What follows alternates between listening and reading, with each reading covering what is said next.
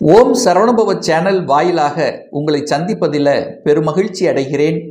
இன்றைய பதிவு ஐப்பசி மாத ராசி பலன்கள். முதலில் இந்த மாதத்துக்குரிய கிரக பலன்களை பார்க்கலாம். அப்படி பார்க்கும் பொழுது இந்த ஐப்பசி மாதம் துலாம் மனையில சூரிய பகவான் நீச்சத்தன்மை, ஆனால் நீச்சமாகி நீச்ச பங்கமாக மாறும். சனி பகவான் வக்ரம் பெற்று மீனமனையிலும், இந்த மாதம் பார்த்தீங்கன்னா குரு பகவான் அதிசாரமாக மிதுனத்திலிருந்து கடகமனைக்கு பயிற்சியாகி அங்கே உச்ச பலத்தோட வலிமையாக இருக்க போகிறார். புதன் பகவானுடைய பெயர்ச்சி இந்த ஐப்பசி மாதம் 7ஆம் தேதி விருச்சிகத்துக்கு செல்கிறது. அதே போல செவ்வாய் பகவான் ஆட்சி பலம் அடைய போகிறார். எங்க விருச்சிகத்தில் ஆட்சி பலம் எப்போ? ஐப்பசி மாதம் 10ஆம் தேதி. அதே போல சுக்கிர பகவான் நீச்சமாக கண்ணில் இருக்கார் அல்லவா, அவர் ஐப்பசி மாதம் 16ஆம் தேதி துலாம் மனையில் ஆட்சி பலம் அடைய போகுது. கேது பகவான் சிம்ம மனையிலும் கும்ப மனையில் ராகு பகவானும் வீட்டிருக்கக்கூடிய இந்த ஐப்பசி மாதத்தில் என்ன மாதிரியான பலன்கள் என்பதை 12 ராசிகளுக்கும் டீட்டெயிலாக தனித்தனியே நம்ம பார்க்க போகிறோம். அதற்கு முன்னால் நம்மளுடைய சேனலை நீங்கள் ஃபர்ஸ்ட் டைம் பார்ப்பவர்கள் என்றால் மறக்காம சப்ஸ்கிரைப் பண்ணிக்கிங்க. கன்னி ராசி அன்பர்களே, இந்த ஐப்பசி மாதம் என்ன பலன் எப்படி இருக்கும் அப்படின்னு பார்க்கும் பொழுது, உங்கள் ராசிநாதன் என்று சொல்லக்கூடிய புதன் பகவான் 2ஆம் இடத்துல தனஸ்தானம் குடும்பஸ்தானத்தில் உட்கார்ந்திருக்கார். இந்த ஐப்பசி மாதம் 7ஆம் தேதி 3ஆம் இடம் என்று சொல்லக்கூடிய முயற்சி ஸ்தானம் தைரிய வீரிய ஸ்தானத்தில் போய் உட்கார்ந்திருக்கார். அப்போ இங்கே போய் உட்கார்ந்து குருவினுடைய பார்வை பெற்றிருக்கிறது ஒரு சிறப்பு பலனை தரும். அப்போது இந்த மாதம் உங்களுடைய முயற்சிகள் வெற்றி கொடுக்கும். அதாவது கடந்த மாதத்தில் எதை எடுத்து செயல்படுத்த முடியாமல் தவித்து கொண்டிருந்தீர்களோ அதையெல்லாம் எடுத்து செய்வதற்கு உகந்த மாதம் இந்த ஐப்பசி மாதம். அதுவும் குருவினுடைய பார்வை, பெரிய மனிதர்களின் பார்வை பெற்றிருப்பதும் ஒரு சூப்பரான தன்மை. ஏன்னா குரு அதிசாரமாக இந்த ஐப்பசி மாதம் 1ஆம் தேதி 11ஆம் இடமான லாபஸ்தானத்தில் அமர்ந்து உச்ச பலத்தோட வலிமையாக இருந்து உங்கள் ராசிநாதனை பார்க்குறார். அப்போது இந்த மாதம் முழுவதும் உங்கள் செயல்பாடுகள் திருப்திகரமாக இருக்கும் அப்படிங்கிறது தான் அமைப்பு. சரி, பொருளாதாரம் எப்படி சார் இருக்கும்? 2ஆம் அதிபதியாக இருக்கக்கூடிய சுக்கிரன் உங்கள் ராசியிலேயே உட்கார்ந்துருக்கார். உட்கார்ந்து நீச்சத்தன்மையில் இருக்கார். அப்போது இந்த பொருளாதாரம் சார்ந்த விஷயங்கள் பார்த்திங்கன்னா ஒரு பண தட்டுப்பாடு, சில சமயங்களில் பணத்தை கையாளுகின்ற விஷயங்கள், இதில் எல்லாம் கொஞ்சம் எதில் இருந்தனா அந்த ஐப்பசி மாதம் 7ஆம் தேதியிலிருந்து 15ஆம் தேதி வரை, அதாவது 24/10/2025 2/11/2025 வரை கொஞ்சம், ஏன்னா சுக்கிரன் அப்போ நீச்சத்தன்மையில் இருக்கார். அதன் பிறகு பார்த்திங்கன்னா ஐப்பசி மாதம் 16க்கு அப்புறம் 2/11/2025 அப்புறம் சுக்கிரன் 2க்குரியவன், தனத்தை கொடுக்கக்கூடியவன், குடும்பத்தை அமைத்து கொடுக்கக்கூடியவன், வாக்குஸ்தானத்தின் அதிபதியான சுக்கிரன் ஆட்சி பலத்தோட ஸ்ட்ராங்காக மறப்போகிறார். அப்போ என்ன கவலை? அப்போ பொருளாதாரத்தில் எந்த பிரச்சனையும் இல்லை. குடும்ப ரீதியில் இருந்து வந்த சில சங்கடங்கள், சில பிரச்சனைகள் அத்தனையும் இந்த ஐப்பசி 16க்கு அப்புறம் விலகப் போகிறது. குடும்பத்தில் ஒற்றுமையை கொடுக்கும், குடும்பத்தில் கணவன் மனைவிக்குள்ள அந்நூன்யத்தை ஏற்படுத்தும். இந்த மாதத்தினுடைய பிற்பகுதியில் உங்கள் வாக்கு சூப்பராக இருக்க போகுது, உங்கள் பேச்சு அழகாக அற்புதமாக இருக்க போகுது. ஏன்னா சுக்கிரனுங்கிறது இனிமை அல்ல, இனிமையாக பேசக்கூடிய தன்மை, இனிமையாக பேசி காரியத்தை சாதிக்கக்கூடிய வல்லமைகள், இதெல்லாமே சிறப்பு பெறக்கூடிய ஒரு நல்ல மாதம் அப்படின்னு நீங்கள் எடுத்துக்கலாம். இந்த செவ்வாய் பகவானும் பார்த்தீங்கன்னா, செவ்வாய் அப்படின்னாலே கோபக்காரகன், ஆக்ரோசக்காரகன். செவ்வாய் என்னாலே இந்த கன்னிக்கு ஆகாதவன். எப்படி இருந்தாலும் இந்த சகோதர உறவுகள், சகோதர உறவு சார்ந்த விஷயத்தில் எப்படியாவது ஒரு சண்டை சச்சரவுகள், அல்லது ஒரு இணக்கம் இல்லாத தன்மைகள், அல்லது நிலம் சார்ந்த விஷயங்கள், ஒரு இடம் கரெக்டாக அமையல, ஏதாவது ஒரு வில்லங்கம் இருக்கக்கூடிய தன்மைகள், ஸோ இந்த மாதிரி ஏதாவது ஒரு பிரச்சனைகள், கோபம் ஆக்ரோஷம் இருக்கக்கூடிய தன்மை இதெல்லாம் இருக்கும். ஆனால் இப்போ 3ஆம் அதிபதி ஆட்சி பலம் அடைய போகுது. செவ்வாய் வலுவடைய போகிறார். எப்போ? இந்த ஐப்பசி மாதம் 10ஆம் தேதி. அது குருவின் பார்வையில் இருக்கு. அப்போ நிலம் சம்பந்தப்பட்ட பிரச்சனையோ இருக்கின்றவர்கள், ஒரு இடம் வாங்கணும்னு ஆசைப்படுகின்றவர்கள், அல்லது நிலம் சார்ந்த விஷயத்தில் ஒரு விவசாயத்தில் ஒரு சரியாக போகலன்னு இருக்கிறவங்க, ஸோ இந்த மாதிரி நிலம் சம்பந்தப்பட்ட அனைத்து விஷயத்திலும் நன்மை தரக்கூடிய அமைப்பு இருக்குது. யோகம், வீடு வாங்கிறது, வீடு விற்கிறது, அதை தொழிலாக செய்படுவர்கள், ரியல் எஸ்டேட் சார்ந்த துறையில் இருக்கின்றவர்கள், அவருக்கெல்லாம் அனுகூலத்தை கொடுக்கக்கூடிய அமைப்புங்கிறது இந்த மாதம் உண்டு, நிச்சயமாக உண்டு. எந்த மாற்று கருத்தும் இல்லை. எப்போ? ஐப்பசி மாதம் 10ஆம் தேதிக்கு அப்புறம் சூப்பர் நல்ல தன்மை கொடுக்கக்கூடிய அமைப்பு இருக்கு. விளையாட்டுத் துறையில் ஆர்வம் கிடைக்கும்.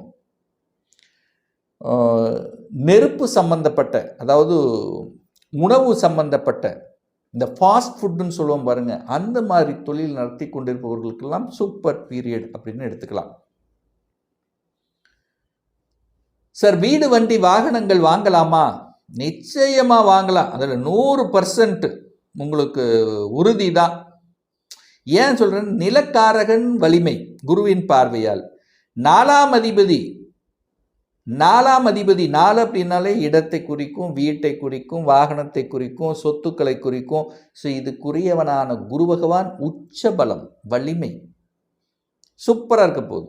அப்போ 4ஆம் அதிபதியான குரு பகவான் நிலக்காரக கிரகமான செவ்வாயை பார்க்கின்ற காரணத்தாலும், 4ஆம் அதிபதி குரு 11ஆம் இடத்தில் உச்ச பலத்தோட வலிமையாக இருக்கின்ற காரணத்தாலும் வீடு, வண்டி, வாகனம், அசையும் அசையா சொத்துக்கள் இதெல்லாம் வாங்கிறதுக்கு எந்த தடை கிடையாது இந்த ஐப்பசி மாதம் கன்னிராசி அன்பர்களுக்கு.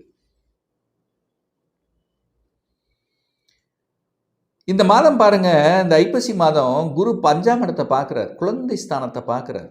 குழந்தை காரக கிரகம், குழந்தை ஸ்தானம். அப்போ குழந்தை பாக்கியம் உண்டா? உண்டு. குழந்தை பாக்கியம் இல்லாத இந்த கன்னிராசி தம்பதிகளுக்கு குழந்தை பாக்கியம் கொடுக்கக்கூடிய அமைப்பு உங்களுடைய பூர்வ புண்ணிய பலனால உங்களுடைய குல தெய்வத்தின் ஆசீர்வாதத்தோட நிச்சயமாக உண்டு அப்படிங்கிறத ஸ்ட்ராங்காக நம்ம கொடுக்கலாம். குழந்தை படிப்பு இதுவரை கொஞ்சம் மந்தமாக இருந்தது, ஒரு டல்லாக இருந்தால் கூட இப்போ சூப்பராக படிக்க போகுது. குழந்தைகளின் ஆசைகள் நிறைவேறக்கூடிய வாய்ப்புகள், சந்தர்ப்பங்கள் சூப்பராக இருக்குது இந்த காலகட்டம். சார், கடன் ஏதாவது கழுத்தை நிறுத்தி விடுமா? ஏன்னா 6ஆம் அதிபதி தான் கடன், அவர் 7ஆம் இடத்தில் இருக்கார். ஸோ 6க்குரியவன் 7ஆம் இடத்திலிருந்து குருவினுடைய பார்வை பெறுகிறது. அப்போ கடனை அடைத்து விடலாம் என்கின்ற நம்பிக்கை உங்கள் மனசில் உருவாக்கும். கடன்காரன் நிச்சயமாக கழுத்தை பிடிப்பது இல்லை. அப்போ இந்த குரு அதிசார குரு பெயர்ச்சிக்கு அப்புறம் அங்கே ஒரு 48 நாட்கள் அங்கே இருக்க போகிறார். அப்போ கடனை கட்டிடலாங்கிற தன்னம்பிக்கையை கொடுக்கும். நிறைய பேருக்கு எதிர்ப்பு இருந்தது பாருங்க, அந்த எதிர்ப்பெல்லாம் அப்படியே விலகிரும். எதிர்ப்பு அப்படியே காணாமல் கண்டுக்காமல் அப்படியே கரைந்து போகும். அல்லது நீங்கள் மாறிடுவீங்களா, அவங்க டிரான்ஸ்ஃபர் ஆகி போயிடுவாங்க. ஸோ அந்த எதிர்ப்புகள் விலகக்கூடிய ஒரு காலகட்டம் இந்த ஐப்பசி மாதம். சார், திருமணம் வாய்ப்புகள் எப்படி இருக்கு சார்? குரு 11ல் வர்றார், அதிசாரமாக வர்றார். நேர தன்னுடைய பாக்கிய பார்வையாக 9ஆம் பார்வையாக 7ஆம் இடத்தை பார்க்குறார். ஸோ இத்தனை நாள் சனி அங்கே அமர்ந்து கொண்டு திருமணத்தில் தடை, தாமதம், ரிசல்ட்டில் லேட்டு, இந்த மாதிரி மெதுவாக மந்தமாக போயிட்டு கொண்டிருந்த விஷயங்கள் இப்போ டக்குன்னு முடிவெடுக்கும். இந்த 48 நாளில் பாருங்கள், இந்த ஐப்பசி மாதம் சூப்பராக இருக்குது. நிறைய பேருக்கு வரன் ஃபிக்ஸ் ஆயிரும். ஏற்கனவே வரன் பார்த்துட்டு போய் பதில் சொல்லாமல் அப்படியே இழுத்தடித்து கொண்டிருந்த விஷயங்கள் இப்போ அப்படியே சக்ஸஸ் கொடுத்துரும். டக்குன்னு முடிவாயிரும். டக்குன்னு திருமணத்துக்கு தேதி குறிச்சிருவீங்க. ஸோ இந்த மாதிரி திருமண வாய்ப்புகள் தங்கு தடை இல்லாமல் நடப்பதற்கான அமைப்புகள் இந்த ஐப்பசி மாதத்திலிருந்து இந்த கன்னிக்கு சிறப்பு பெறும். அதில் மாற்று கருத்து என்பது இல்லை. கூட்டு தொழில் அதாவது செட்டில் ஆகலை, தன்னுடைய கணவன் செட்டில் ஆகலை, தன்னுடைய மனைவி செட்டில் ஆகலை, கணவனிலிருந்து ஏதாவது ஒன்று வரணும், சொத்து வரணும், அல்லது மனைவி சொத்துக்கள் வரணும், சம்பாத்தியம் வரணும், பணம் வரணும், இதெல்லாம் இப்போ இந்த காலகட்டம் அதுக்கான முயற்சி எடுத்தீங்கன்னா சக்ஸஸ் கொடுத்துரும். பாக்யாதிபதி 9க்குரியவன் யாரு? சுக்கிரன். அந்த சுக்கிரன் இந்த ஐப்பசி மாதம் 16ஆம் தேதி ஆட்சி பலம் பெறுகிறார். அப்போது பாக்கியம் கிடைக்கும், அதிர்ஷ்டம் கிடைக்கும், யோகம் கிடைக்கும். நினைத்து கொண்டிருக்கின்ற ஒரு நல்ல விஷயங்கள் நடந்து முடிஞ்சிடும். ரொம்ப நாளாக பெண்டிங்காக இருக்குது சார், ரொம்ப நாளாக அது நடக்கலை சார், இது நடந்தால் நான் ரொம்ப ஹாப்பியாவேன் அப்படின்னு உங்கள் மனசு சொல்லுமில்ல, அது நடக்கக்கூடிய அமைப்பு இந்த காலகட்டம் இந்த கன்னிராசி அன்பர்களுக்கு நிச்சயமாக உண்டு. சார் நல்லா உழைக்கிறேன் சார், உழைப்புக்கேற்ற ஊதியம் கிடைக்கல சார்,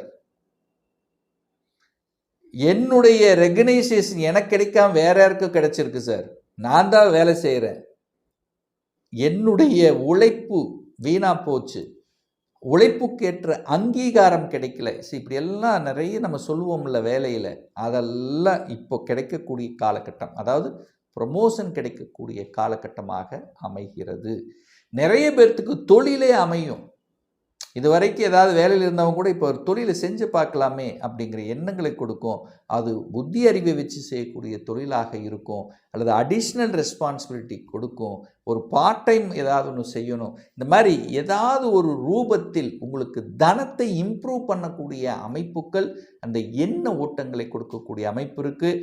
ஏன்னா தனக்காரகன் லாபஸ்தானத்தில் இருக்கிறதுனால செய்யக்கூடிய தொழில்கள் மூலமாக நிச்சயமாக லாபம் கொடுக்கும். அதில் எந்த மாற்று கருத்து இல்லை. அதிர்ஷ்டம் தேடி வரக்கூடிய ஒரு நல்ல மாதமாக இந்த ஐப்பசி மாதம் அமையப்பெறும்.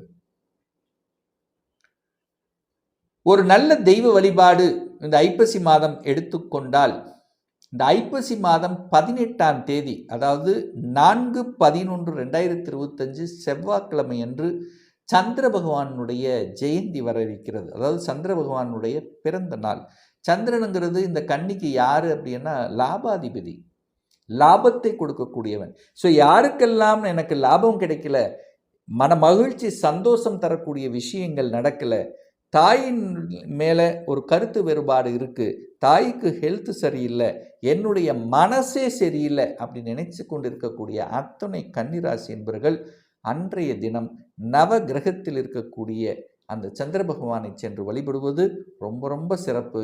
அதே போல் திங்களூரில் வீற்றிருக்கக்கூடிய சந்திர பகவானை சென்று வழிபடுவதும் சிறப்பு. ஒரு துல்லிய பலன் வேணும், உங்கள் ஜாதகத்தை பற்றி தெரிஞ்சுக்கணும், ஒரு கன்சல்டேஷன் எடுத்துக்கணும் என்று விருப்பமுடைய அன்பர்கள் டிஸ்பிளே தெரியக்கூடிய நம்பருக்கு வாட்ஸ்அப் மூலியமாகவோ ஃபோன் கால் மூலியமாகவோ தொடர்பு கொண்டு நேரடியாகவோ அல்லது ஆன்லைன் மூலமாகவோ கன்சல்டேஷன் எடுத்துக்கலாம்.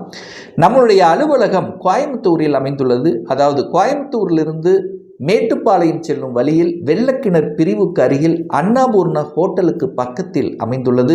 பிரியர் அப்பாயின்மெண்ட் வாங்கிட்டு நேரடியாக கன்சல்டேஷன் எடுத்துக்கலாம். நிச்சயமாக இந்த பதிவு ஏதாவது ஒரு ரூபத்தில் யூஸ்ஃபுல்லாக இருக்குங்கிறதுல எந்தவித மாற்று கருத்தும் இல்லை.